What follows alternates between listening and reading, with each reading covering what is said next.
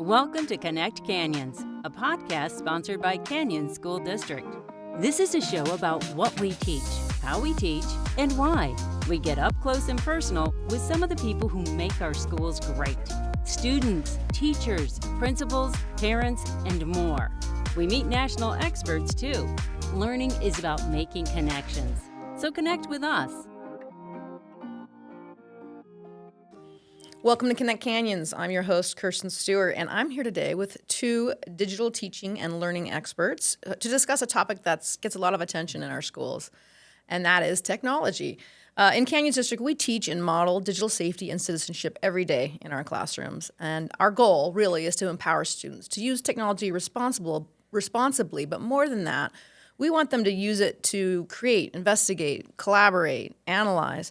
And we view parents as, really valuable partners in this endeavor. So, again, here with us today are two teacher specialists who support teachers and parents in this work, Katie Gebhardt and Jonathan Stewart. Welcome to Connect Canyons. Thanks. Thanks for having us. Yeah. So maybe let's start by having you introduce yourselves. Tell me a little bit about how long you've been in education and kind of what is, a teacher specialist? What's your role? Great. I'm Katie Gebhardt. I work in the instructional supports department here at Canyons. I'm a digital teaching and learning specialist, and I've been in education for 17 years. I started out as a high school teacher, and then I was an instructional coach in Canyons, and now in ISD, I work with digital citizenship as well as a couple of other projects in our department. Wonderful. Yep. And I'm Jonathan Stewart. I am a teacher specialist, DTL specialist, PBIS, behavior specialist, and on and on and on. I'm my 22nd year in education. Wow. My background is actually not as a teacher. My background is as a school psychologist. Okay. So I worked in that, doing the special education for a long time. But I also did a lot of work working with positive behavior and trying to get a good school climate and culture.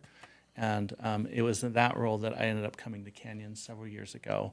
And I feel like a lot of these issues around digital citizenship and understanding that there's a lot of crossover with what we see with students. Mental health, how they comport themselves, how we set a good culture. This is kind of the evolution of that, but in the technology world. So that's kind of why it's a good passion of mine. Sure. Oh, great fit. Yeah, all very important things. Well, thank you for being here again. So let's start by maybe talking about some of the tips and tools that we use in our classrooms to help students build and maintain healthy relationships with technology. Sure. Some of the tools that we use, we have several tools that we use to try and monitor and keep track of what students are doing. So we have a program called Land School that's used by all our teachers. In fact, usually we'll have we'll be in some sort of meeting or professional development or opportunity where teachers are outside of the classroom, and I'll notice that a teacher's pulled up what their class is doing. So it actually helps to keep them on track, but it does more than that. It helps them to limit screen times, kind of turn it off. They can limit access to certain websites or push out websites that they want the students to use. We, of course, have Content Keeper and the district filters and things like that. I'm forgetting something. Well, another piece would just be our curriculum that we have in our K-8 schools with Thrive Time, and then also in our high schools through our Digital Citizenship Week, just to promote that positive use of technology in addition to the other tools that are used by our classroom teachers. Yeah, and that's more of the teaching element, and we try and give tips and tricks. We also have digital citizenship coordinators that will send messages out to parents, but also do trainings with faculty and staff to try and help give ideas for ways to integrate technology in a positive way, but also be careful of, maybe some dangerous things or ways to kind of curb excessive technology use. Sure. And I mean, really, technology is not going to replace a teacher, right? Teachers are using technology to, advance education, help students collaborate on a project, or even a question, right, in the classroom, or Absolutely. perform a math equation or whatever. Yeah. Absolutely. So it is pretty pervasive, though, and schools can't do it alone. Really, parents are a big part of this equation.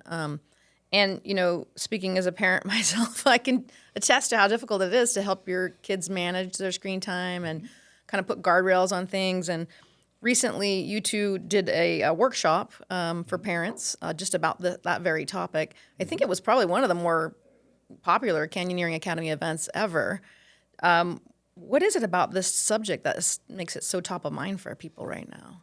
I think for a lot of parents, myself included, I sometimes struggle with managing my screen time and balancing my cell phone use. And I think that other parents are feeling the same, that they feel that struggle themselves. So therefore, it can be kind of difficult when you see your kid struggling with it. And maybe they're letting go some homework that they need to be working on to play a game. And so they're seeing it at home, but we, as parents, we also don't have many of us don't have a great frame of reference of seeing this from our parents, because technology was very different. I got my first cell phone, I think I was starting college. So Yeah. I didn't have a parent at home telling me how to use it.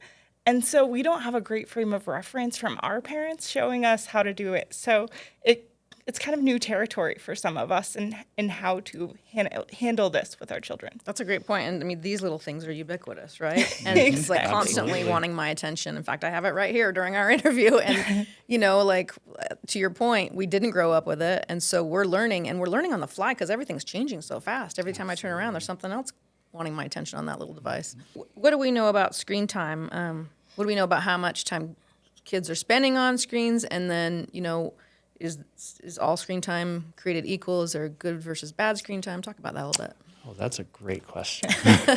Well, first, some of the statistics that we talked about when we had that canyoneering night, and I think they're interesting things to really note. So, Common Sense Media, who we'll talk about a couple times, we're a Common Sense Media certified district. They do a lot. They provide curriculum. That's where we get our information that we teach the kids about how to use technology responsibly. But they also do research. And some of the most recent research, so this is from 2023, so this is from last year, said that for kids between the ages of 11 and 17, the majority spent 3 to 4 hours on their phone a day. Wow. That seems like And a lot. That's our range. Okay. So some of them spent less, and some of them were much more. But then I think the statistic that both of us found really alarming, especially because we're both parents, is that over half of teens were on their phones overnight. And overnight means on a school night between the hours of midnight and 5 a.m. Oh, goodness. So at some point in that stretch of time. In some point in that stretch of time, they either pick up their phone or notice a notification. And that's a lot of interrupted sleep, which leads to mental health, mood regulation problem. So that seems like one area, kind of a low-hanging fruit area, where parents could actually make a difference. I mean, something as simple as saying to your children, you know what, I want you to check in the device here at the central place in the home during night after 10 o'clock. We're not on our devices. I'm not on my devices. Yep. As a family, we've agreed to that. Yeah, that is a great place to start. You charge your phone overnight, have it in a central location, and then at least they're not asleep. And also usually in those hours, probably the less healthy behaviors are happening, and so you avoid some of those as well. Yeah. My mom used to always say, nothing good happens after 10 o'clock. Yes. Yep. So, Katie, talk to me about, though, the difference of screen time, right? We kind of touched on that. I always like to connect it to food. I said that I was a high school teacher and I actually taught foods. And one thing that we did in our foods class was talk about the My Plate. It's an update to the food guide pyramid. And the reason I like relating screen time to food is because it would be absolutely ridiculous if I said, you can have as many Twinkies as you want as long as you eat them within 1 hour. Yeah. But with screen time, a lot of times that conversation gets posed in that way. Like, so many minutes a day is okay. But really, there's a lot more to the conversation. We have to think about how they are using screen time. Are they getting balance? And just like with food, there are some instances where we make some exceptions. If I'm going to be in the car for 8 hours for a road trip, I'm probably going to have more screen time, just like I'm going to have a piece of cake when it's my birthday. Yeah. But having those conversations to think about, is it active or passive? So much of the research that recommended a number of minutes from 20 years ago for screen time was based on TV viewing. And with that TV viewing, if you think about it, it was very passive. They just watch, they're consuming, and that's it. Technology used today can be a lot more active. Students are creating, they're communicating with others, they're collaborating with people to create these awesome things. So it's much more active, and that makes a huge difference in what the quality of that screen time is. So Sure. we always recommend focusing more on quality rather than quantity. And is there a recommended balance? Like, I mean, it's kind of, again, it's similar to like, is there recommend balance with food? Like you probably want to have something that's more active and more engaging, but also like Katie said with the junk food, like Fortnite for a 10-year-old is very active and engaging, but maybe not necessarily the same quality as say, as say calling your grandma who lives in a state away and having a conversation. yeah, having a read a book or something. Right, Yeah. right. Or maybe having read a book, engaging in a community that's talking about more about the book and story building beyond the book and that sort of thing. Okay. And that's where I think parents need to kind of figure out, like in education, we talk about it as high education and low education value, but I would say more high quality content versus low quality content. That's actually why one of the things that we do is we recommend to parents that reach out to resources and make sure to research and know what your child may be using and consuming. We recommend Common Sense because they have a very comprehensive library, and it covers books, magazines, podcasts, television shows, streaming services. I mean, you name it in the media realm. Gaming even. Yeah. Gaming, games, apps. They can kind of tell you. And what they do is they look at different categories of things. So you can kind of make an informed decision as a parent. What level of profanity? Are there positive role models? How inclusive is the material? So both like the appropriateness of the content, but also like, is it sending a good message? Is it too commercialized? Those are some of the factors that it looks at. So that can kind of help guide parents on whether something is digital junk food or maybe more digital vegetables, so to Right. speak. Have a little bit of both, right? Right. Exactly. Exactly. Well, and then so what does that look like? What does that conversation look like with parents, do you think? Helping them focus more on quality than quantity. I think in many ways it's an ongoing conversation. I like to model things as I do it. So for instance, I might say like, hey, can you put in this address for this place we're going? I don't want to use my phone while I'm driving. Oh. Or just as you are making those positive choices in your everyday life, you're narrating them out loud to demonstrate that you are showing balance and you're making those choices. With balance can go a long way. Yeah. And I think just actually being upfront and having a conversation with your children, but I think as a family. And I think being vulnerable to include yourself as the adult in the conversation. Obviously, there are things meant for children, there are things meant for teens, and things meant for adults. So not everything needs to necessarily fall on that spectrum. But I think, like we were talking about with the cell phones earlier, there's some research that we actually looked at and shared that talks about, they looked at if a parent has what they rated themselves as excessive use of cell phones, becomes a bigger conflict and much more difficult for them to then try and have limits with their children on their cell phone use. I mean, it's a pretty obvious study. It was actually done in Austria. Looks a little hypocritical, right? Right. And so I think including ourselves in the conversation of, you know what, I am putting my phone down at the table, and we're all going to put our phones down at the table so we can actually look each other in the eye and talk about things.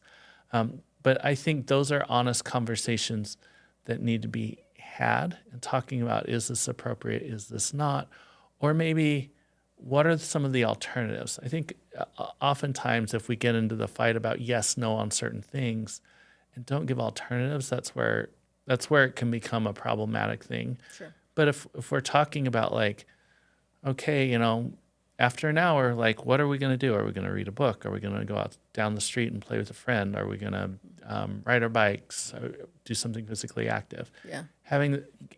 Talking about those range of choices, but weaving in screens into that so that it's part of the whole conversation. So it's kind of like, it's more of like a philosophy or approach, right? That you have as a family. And you talked about the family media plan. Yes. Talk about that. That sounds kind of like putting that philosophy into a framework that everyone can like turn to, right, when they have questions about technology use. Definitely. So with our family media plan, we have some examples that can kind of get you started as a parent on our Family Connection site. Oh, great.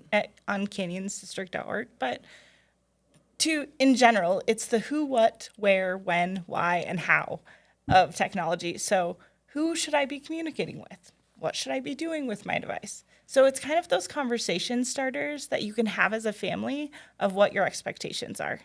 And then it sets a basis for all the conversations that come up or issues that might come up. So when you do notice that maybe your child is doing their homework or not doing their homework, you can say, hey, remember how we talked about balance? And it's appropriate for you to use your device for these things, but we're going to do it after homework, because that's something we set up in our family media plan. It just gives that connection that you can come back of, this was an agreement that we made all together.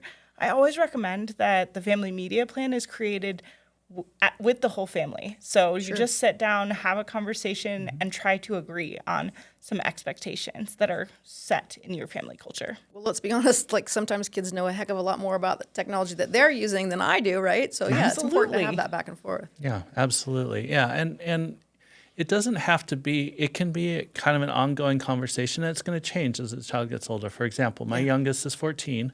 When we say the word homework with her, it's going to involve using a screen. It's going to involve using a device. But we've had to have conversations about where are you using it? Because if you're using it in a more public space, not in your room, then I am able to kind of supervise and have more of make sure that you are using it for homework and not for some of the other things you like to do on the screen. So in the kitchen or something. Yeah, in the kitchen, in the living room.